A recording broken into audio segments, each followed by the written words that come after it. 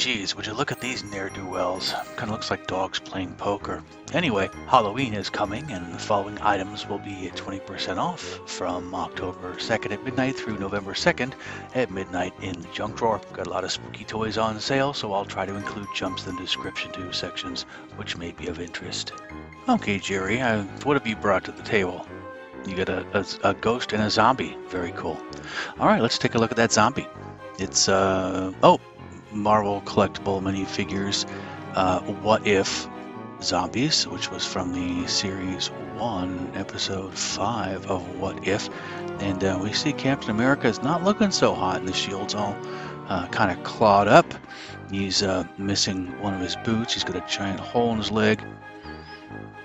Looks like he's got a very funny expression on his face, and then even the giant A on his helmet's kind of dinged up. That's pretty cool. He's got the little mini jumping accessory things that plug into his feet. That's really nice. Let's take a look at that ghost. I can see how you could have misinterpreted this as being a ghost. This is actually Vision from the WandaVision Series 1, Episodes 8 and 9. And you can see he's got a little laptop there with a schematic of the residence in Westview that he shared with Wanda. Very nice. I wouldn't really count this as a ghost, however. While generally acknowledged to be a manufacturer of very small preschool-type children's toys, Fisher-Price does occasionally come out with something that is a nod to the adult collector. Some of these are actually responsible for me getting hooked on these. First off, the Mystery Figure Blind Bags Series 7, code number 1, Mariachi. Anything with a giant skull face on it, especially, wearing typical mariachi outfit for Day of the Dead and carrying a guitar, figured prominently on the bag, I'm going to pick that thing up, especially when standing right behind him is sort of a translucent Headless Horseman, complete with jack-o'-lantern head and the whole 9 yards. Both of these are extremely well made. The attention to the detail and the paint is very nice. The trim around the sombrero on the mariachi, as well as the designs on the leg, and even the belt and the hair and the little goatee, all of that is just fantastic. The Headless Horseman, we see him in period outfit there. He's carrying a saber, and the jack-o'-lantern and cloak are cast as one piece. Very nice. Series 9, code number 40.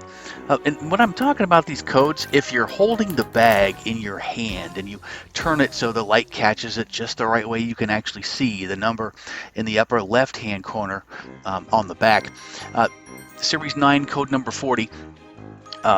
Post-apocalyptic mutant. He's purple. One arm is larger than the other one. He's wielding a commonly seen fire plug with a piece of pipe attached. We often see that with some of the DC Heroes figures. And he's got a hole in one of his boots, wearing jeans and a leather jacket. Kind of cool. Also in Series 9, code number 41, extremely familiar looking figure. Imaginext doesn't really have anything that resembles Jerry, so this is the guy that's currently standing in as Imaginext Jerry. The eyes and the back of the head have sort of a translucent plastic in there, and other than that, the bone color is very nice, and he does carry a rather large scythe that you can also use to make it seem like he's playing air guitar, which is always fun. Imaginext Series 9, number 42, Invisible Man. Comes with 2 headpieces, one with the traditional burlap type head covering that Holly Griffin wears in the old Invisible Man film, and also one that's a little more Victorian with a top hat and all that. And again, the cloak and top hat are one piece, so no small parts to lose with that. Series number 10, code 19. two-headed monster holding some giant battle axe. You can use this as an Eton, you can use it as a two-headed troll, what have you, and he's got this kind of snot green color, which is always fun. Series 11, number 53, Radioactive Ghoul.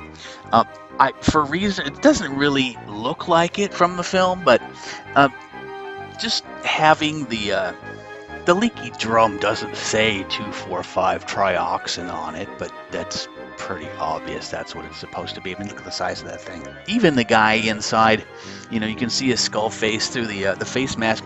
Does not look like the Mudman, but it kind of really is. Mudman from Return of the Living Dead.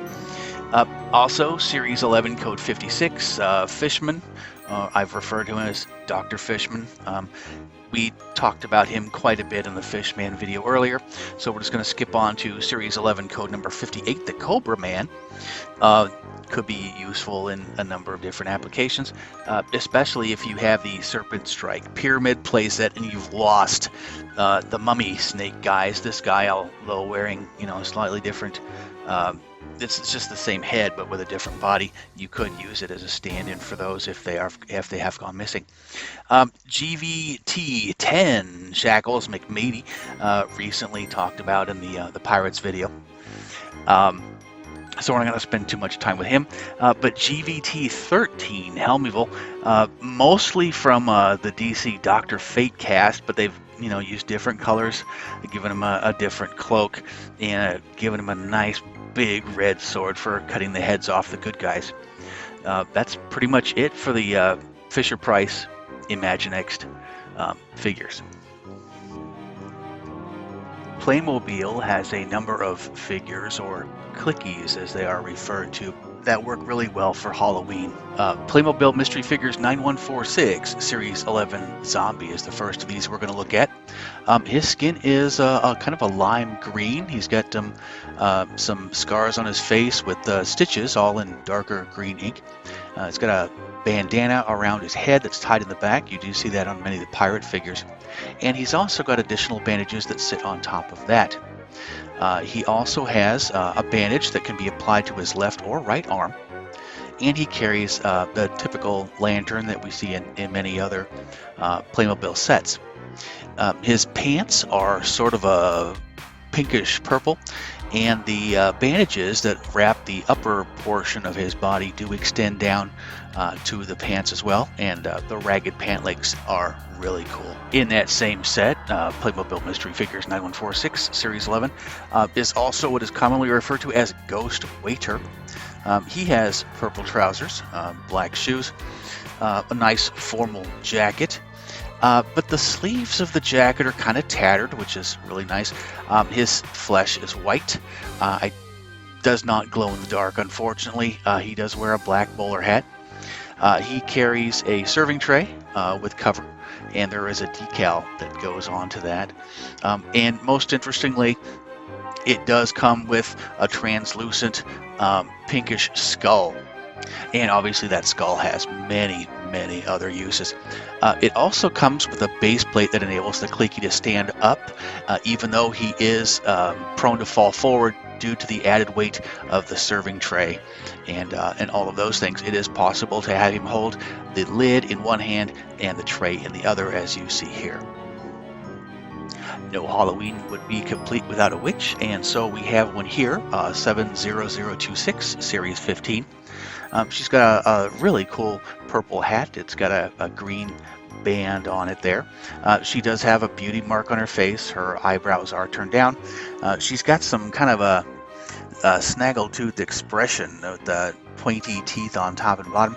She has a spider necklace, which is really cool, and multiple colors of paint on her torso and on her skirt, and she does carry a broom.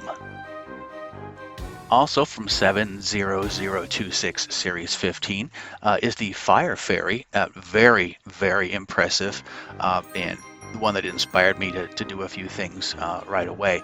I really love the torch that she carries and the effect of the flames there. Her wings, her crown, her gold accessories, and also the flames that are coming up on her skirt and on her torso. Finally, we have 70160, Series 16 Lava Man. For some reason, he reminds me of the Lego Nexo Knights in just the design and the way his axe is, and he's got the green hands in that. Interestingly, he's got like a beanie that takes the place of his regular hair, and that beanie is one that I selected for use with the Playmo Jerry. He does have large black wings, rather nice, and the paint on the whole thing, all the red broken up, kind of looks like scales or molten lava. Really reminiscent of the Lego Nexo Knights, and I do think this was around the same time as that. I've also managed to come across a number 30667460. This is the skeleton that's been in many other sets, including 70322, Pirate Cove Treasure Hunt Advent Calendar, appearing on day 21 to show that it was shipwrecked a very long time ago, was never rescued, and that a flintlock is poor defense against two large and very hungry rats. It has also appeared in 70362, Scooby-Doo Adventure in the Cemetery, when he was exhumed in an effort to frighten Fred, Daphne, and Scooby away from the tomb of Deacon Carswell. Probably the best thing about these skeletons is that they do glow in the dark, so if you want to replace a piece that's missing from your existing set, or just want to make a really cool Halloween display that has glow in the dark features, these are fantastic for that purpose. Alright, Jerry, why don't you show us the codes that we got? There we go. Alright, so Celebrity Series 2 Pale Retriever. This is gear, so it may not work in all the experiences. It may work in some of the older ones, but it's anybody's guess. Action Series 6 Black Heart. This is a front accessory, very difficult to see if you're wearing a black shirt, so we've got the image tilted sideways here. Also in Action Series 6, Neon Pink Werewolf Tail, for you cosplay enthusiasts, and the Zombunny Tail. And when redeeming the Zombunny Tail, it also provides in-game bonuses for Hunted. Action Series 7, the Cursed Doll, one of my personal favorites, and the Giant Skeleton Key.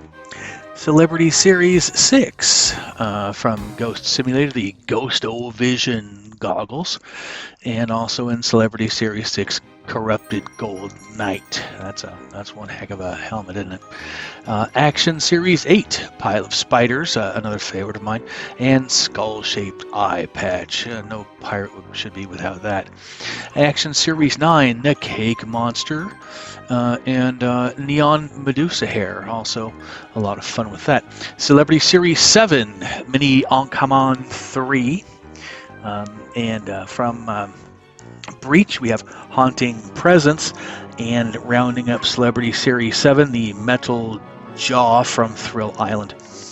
Action Series 10, we've got the Enraged Templar helmet.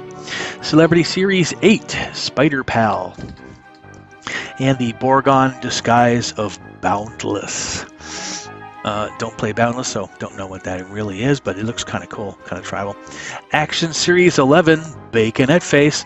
While running from Bacon or Baconette, it is always a lot of fun to be wearing the Baconette Face. Zach Nolan, when running from Zach in Camping 2, it's always fun to be wearing his face. We've also got a Monster Purse, a Fricklet Shoulder Pal, and a Manticore Cube Pal. Celebrity Series 9, we have a werewolf head, and I really enjoy wearing this. Scraps Shoulder Pal, and Monster Grumpy Face.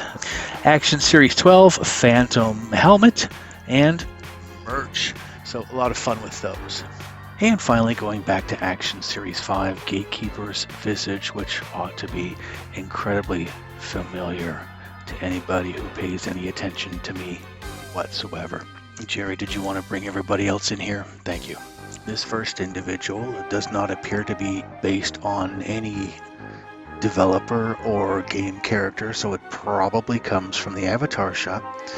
Action Series 4, Crimson Cat's Eye. Nice wings, block style body, perfectly spherical head. Action Series 6, the Dread Dark Wizard, and as you can see, he's got like an energy bolt that he can hold in his hand. Enchanted Academy Werewolf is rather interesting, as she does not appear to be werewolfy at all in any form, except for her little wolf ears and her fang-filled smile, and she does have a little backpack, which is very cute. Hunted Zombie Bunny, which is a lot of fun. Just basically a zombie bunny from the Hunted game, and he does have nice wings also. Action Series 7, After the Flash, Crusher Mutant. Always good to have a number of mutants to fill out an army for After the Flash, and this is a beautiful example of that. Finishing out the spooky and creepy people from Action Series 7 is the Enchanted Academy Voodoo Doll, another of my personal favorites. She's just absolutely awesome. Just the outfit and the stitching around her eyes, just awesome, and a lot of fun, and a really nice figure. Celebrity Series 6, the Star Sorority Basic Witch, and just make sure that you enunciate properly or she will be very upset. Moving on to Action Series 9, Star Sorority Trexa, the Dark Princess. She's fantastic. She carries a really nice scythe with some ribbons on it, and her pet bird appears very similar to Matthew the Raven, showing ribcage and all of those good things. Celebrity Series 7, Thrill Island Chomper. I've not played Thrill Island, so I can't tell you if he's got one single eye or if that is just part of the helmet. His accessory appears to be an Uzi. Action Series 10, quite a few in here. The first of these are coming from the Roblox 15th Anniversary Collection. The Core Blocks Death Speaker. His legs are translucent, and he does have a really nice staff. The Core Blocks General is next, and he carries both a shield and a sword. Some very nice metallic blue highlights on that. The Core Blocks Mage wears a horned helmet and also carries a staff. And the Overseer has a head that is very similar to Crimson Cat's Eye, being perfectly spherical. And he also carries an interesting looking hand axe, which is also carried by the Mega Jaw from the Short People set that we looked at previously in the Fishman video. Rounding up everyone from Action Series 10, we have the Tower Defense Simulator Templar. Really interesting figure, really large weapon, and the helmet is extremely cool. And it's got some nice shoulder pauldrons and everything there as well. Starting off with Celebrity Series 8, we have the Second Till Death Fishy Friend, who we also saw in the Fishman video. And here we also have Zombie Jenkins from Monster Islands. He has the instantly recognizable Roblox zombie face with the light green head. Wears a typical outdoorsman type outfit. The hands are also that same green color as the head. The hat and beard are one piece, and he also carries a rather interesting red balloon, which of course instantly brings to mind Pennywise, the dancing clown from the It series.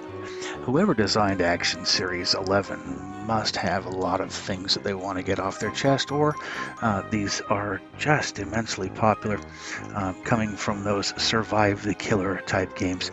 First up is Baconette from the Bacon game, where she is one of the skins that can be used by the killer as they hunt you down. Interestingly enough, you can also get the code for her face, so you can wear her face while avoiding her in-game. The game Overnight, which I have played, very difficult unless you can find your way up onto the top of that filing cabinet. David has a slight problem in his apartment when everybody comes over to crash out after the party at his house. And this is the creature, allegedly, that is seen in the room, although the rooms are especially dark and really you just get to see the eyes. Zach Nolan is the antagonist from Camping 2. Not having played that, I can't tell if he is one of a selection of different creatures that are out to kill the campers. Finally, Action Series 12, the Ghost Simulator Gatekeeper, which was kind of a surprise not having played Ghost Simulator myself. The other figures that they've come out with for Ghost Simulator are nothing at all like the extremely popular horror comedy franchise where defrocked and ridiculed university professors purchase a firehouse and open a pest elimination business. Instead, what we have here in the Gatekeeper is a rather frightening looking individual. I'm rather impressed. He's got a very nice helmet. He has what looks like his abdomen is on fire, the horned helmet. And of course, it is very interesting. The little ghost that he has can actually be used to put on as a head. So, not cutesy like the others in the Ghost Simulator series. They all look like happy-go-lucky individuals. This guy appears actually frightening, which is a nice change. A number of the Shadows of Brimstone models from City of the Ancients and Swamps of Death are also really spooky. We talked a lot about them already in the basing video. Zombies and tentacled horrors aplenty may be found in there. And these are the original versions of the models cast in red plastic. If you've done these Flying Frog models previously, then you know they take magnets nicely, but sometimes need a lot of gap filling. As always, Jerry's Junk Drawer is conveniently located 60 miles south of Phoenix in beautiful historic Fort Stinkin' Desert. Open noon to midnight on the 6th Tuesday of every month, excluding national and regional holidays, or visit our eBay store, Jerry's Junk Drawer. Thank you for watching, and thank you for encouraging my behavior.